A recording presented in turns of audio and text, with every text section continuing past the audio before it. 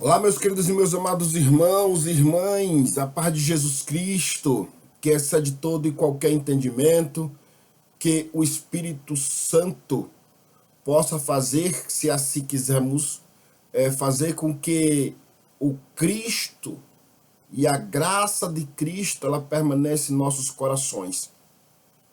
Vamos continuar em nossa reflexão sobre o grande privilégio de ser um cristão em um mundo que esquece de Deus. Na reflexão anterior, nós contemplamos uma verdade fundamental da nossa fé, que a igreja ela não nasceu da vontade dos homens ou segundo os homens, mas da vontade do próprio Deus e revelada, né, pelo próprio Cristo.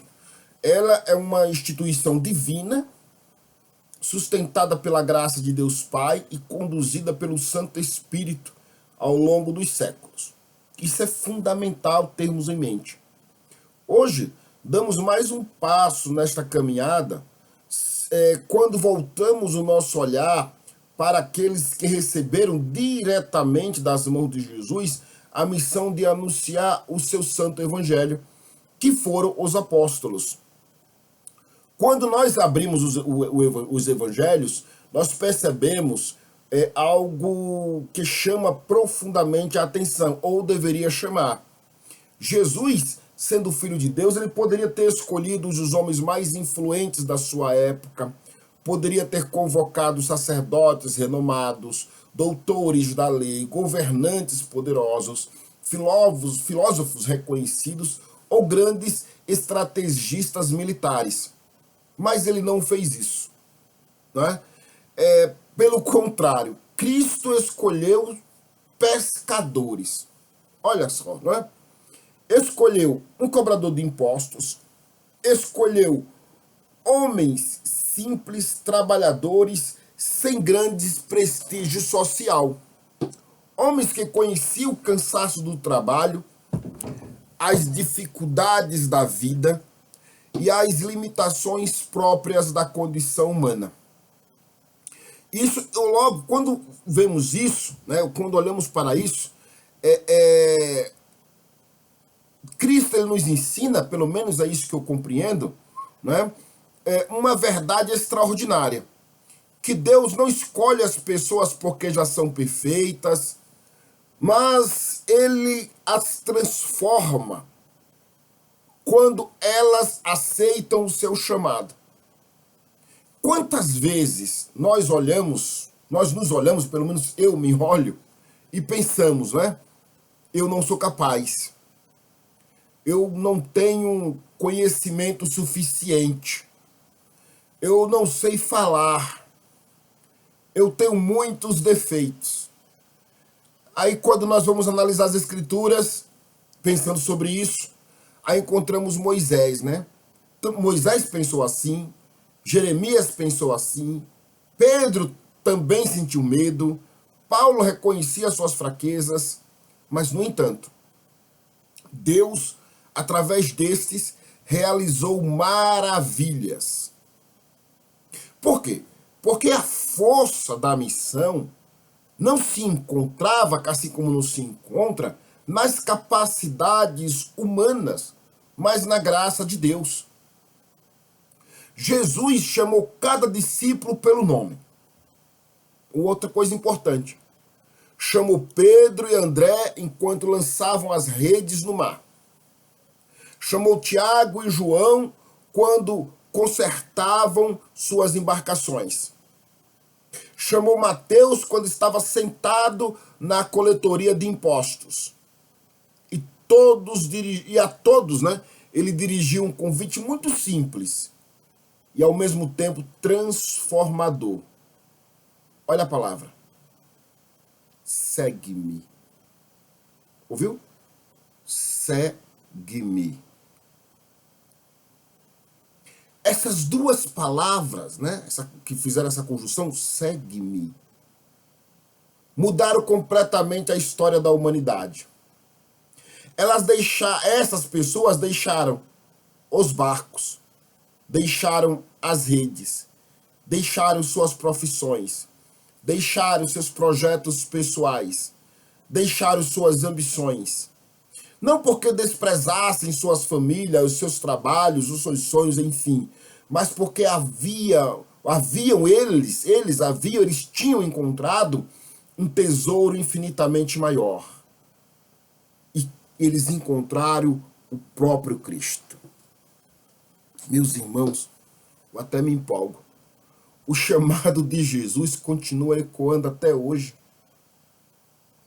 Talvez ele não esteja chamando você para deixar sua profissão, mas certamente o chama para viver sua profissão como um verdadeiro discípulo de Jesus. E nele, através dela, fazer com que você seja um apóstolo. Talvez não chame para ser um sacerdote ou um religioso, mas o chama para ser santo. Talvez não o envie para evangelizar em países distantes, mas o envia para evangelizar sua casa, sua família, seu ambiente de trabalho, sua comunidade. Todos nós recebemos uma missão, ou temos uma missão dada por ele, porque ele chama: segue-me. Ninguém foi batizado apenas para ocupar um lugar na igreja, mas todos fomos enviados, queira ou não.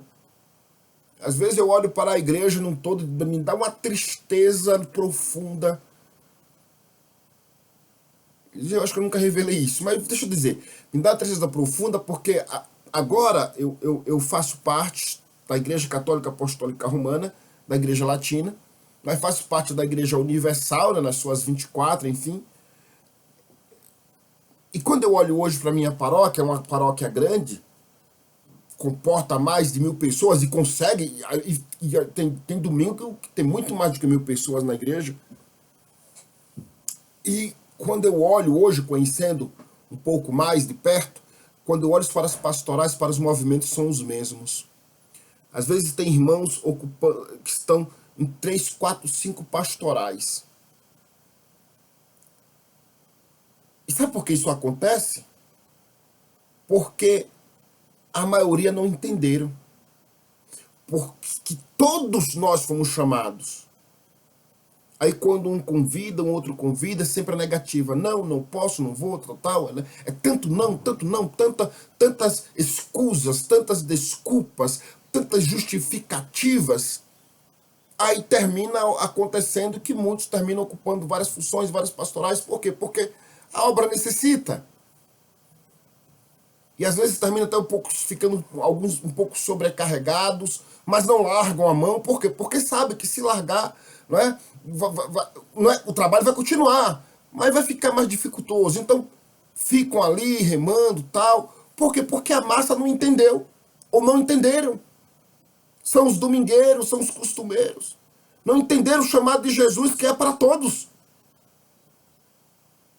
Veja, depois da ressurreição, Jesus disse aos seus apóstolos, façamos um exame lá nas Escrituras, no Evangelho segundo escreveu São Marcos, no capítulo 16, quando Jesus disse: ide pelo mundo inteiro, ou ide por todo mundo, e anunciai, ou pregai o Evangelho a toda criatura. Essas palavras, elas pertencem, ou elas foram dadas a todos nós, não apenas a alguns. Porque neste momento não estavam apenas os 12, havia uma multidão já ali presente, nessa ordenança. E essas palavras, elas não pertencem apenas ao passado. Elas continuam sendo dirigidas àqueles que compõem, que fazem parte da igreja, hoje, a você, a mim, a nós. Elas continuam sendo dirigidas a todos nós de maneira contínua.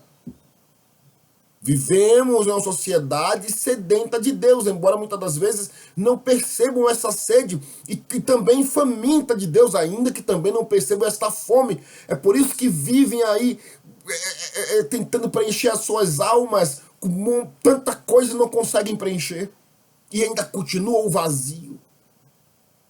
Há pessoas cercadas de conforto material, mas vazias espiritualmente. Há pessoas que pousam sucesso profissional, mas não encontram sentido para viver. Há famílias que perderam o diálogo, jovens que perderam a esperança, idosos que sofrem a solidão, crianças crescendo sem referências espirituais. E diante dessa realidade, Cristo continua dizendo para você, para mim, para cada um de nós que compomos a igreja, que comungamos, que estamos lá na igreja. Jesus continua dizendo a cada um de nós: ide, ide, ide, ide, vamos, segue-me, sigamos. Quem anunciará o evangelho? Quem falará do amor de Deus? Quem levará esperança ao desanimado? Quem rezará? Quem orará pelos que não conseguem rezar, pelos que não conseguem orar? Quem estenderá as mãos aos que caíram? E eu sei bem do que estou falando. Talvez Deus esteja esperando justamente a nossa, sua, minha, nossa resposta. Não pense que evangelizar é tarefa exclusiva dos padres, dos sacerdotes, dos bispos, dos missionários, dos freios, dos monges, das freiras, dos ordenados, dos ministros. Não! Todo cristão é chamado a ser um missionário, a ser um apóstolo, a ser um pregoeiro.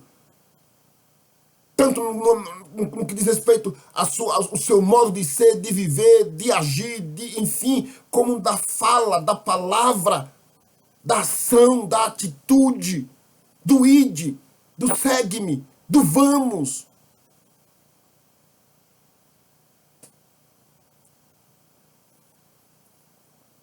Meus irmãos, precisamos evangelizar quando ensinamos os nossos filhos, nossos netos, nossos sobrinhos, nossos familiares, parentes, aderentes, enfim, a orarem, a rezarem. Precisamos, evangelizar quando convidamos a participarem dos encontros, das missas, das celebrações. Quando damos um bom testemunho no trabalho, quando perdoamos, quando praticamos a caridade, quando defendemos a verdade com respeito, quando permanecemos firmes na fé, mesmo sendo criticados e ridicularizados. Pregamos o evangelho.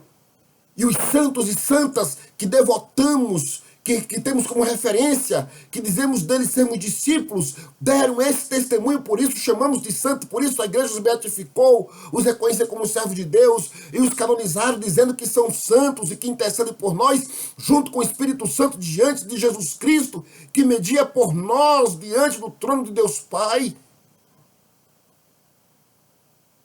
Foi exatamente assim que os apóstolos mudaram o mundo.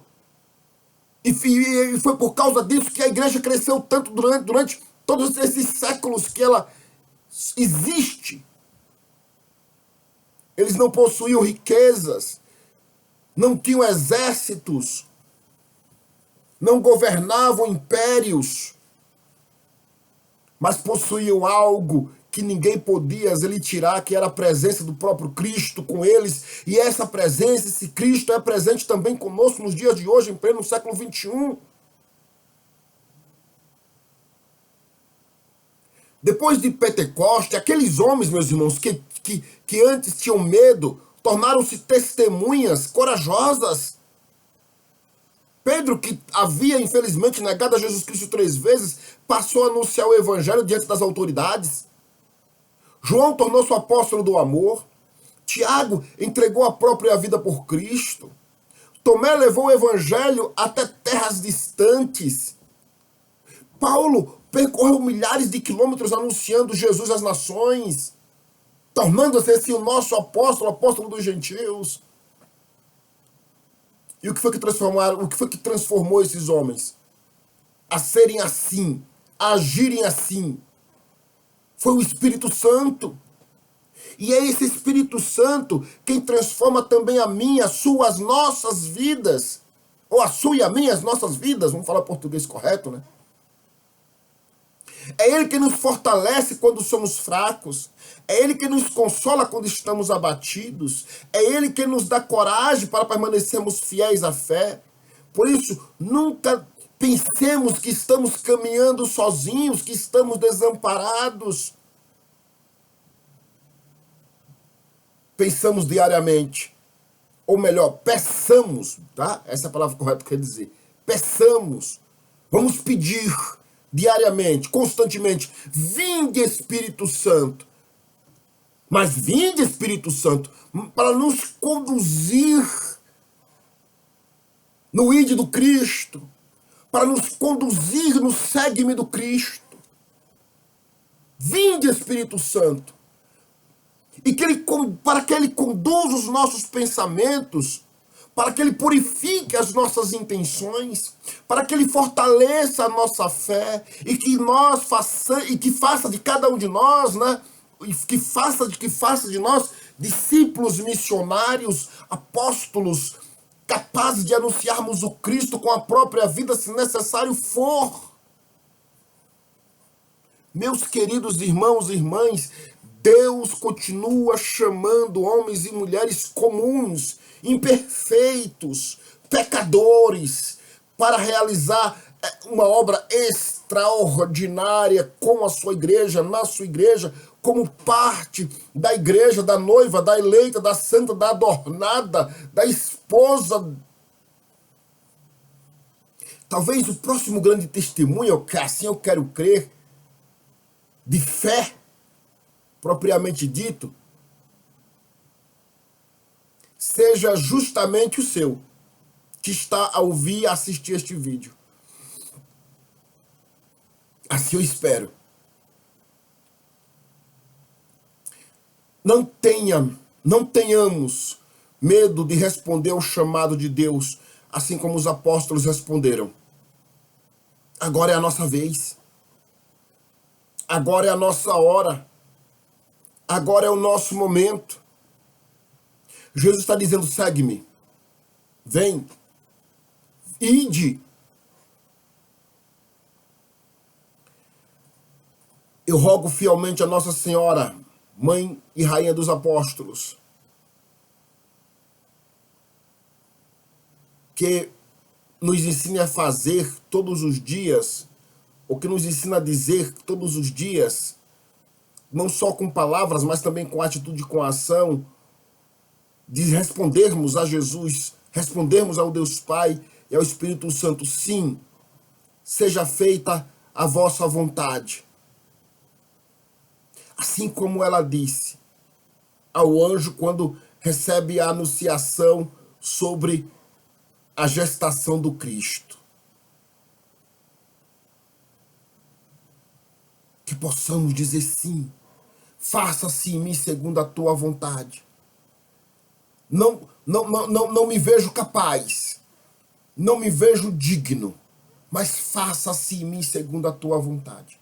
Cantamos vindo Espírito Santo, mas só cantamos, não que não seja só mais uma canção, mais uma música, mas que de fato permitamos que esse Espírito acenda em nós a chama que há nele e que avive em nós este Espírito, os nossos corações, a nossa alma, para sermos e fazermos a diferença, sem contenda, mas com união, em comunhão com o Pai, assim como o Pai, o Filho e o Espírito Santo são um, que nós sejamos um nele e na igreja e com a igreja, para proclamarmos o Santo Evangelho e trazermos a este mundo doente cura, libertação, transformação, e que esta cura e transformação comece a emanar em nós e que posteriormente emane através de nós a todos que nos rodeiam e derrodeiam, e que exalemos o perfume da glória e da graça de Cristo como igreja, sendo igreja e através da igreja e pela igreja e com a igreja. E que Deus vos abençoe. Que esta lição dos apóstolos possa nos inspirar a sermos tão como eles foram. E tudo isso para a glória de Deus. E até o próximo bloco desta segunda série desse tema tão profundo que estamos aí estudando juntos, né, sobre o grande privilégio de ser cristão em um mundo que se esquece de Deus.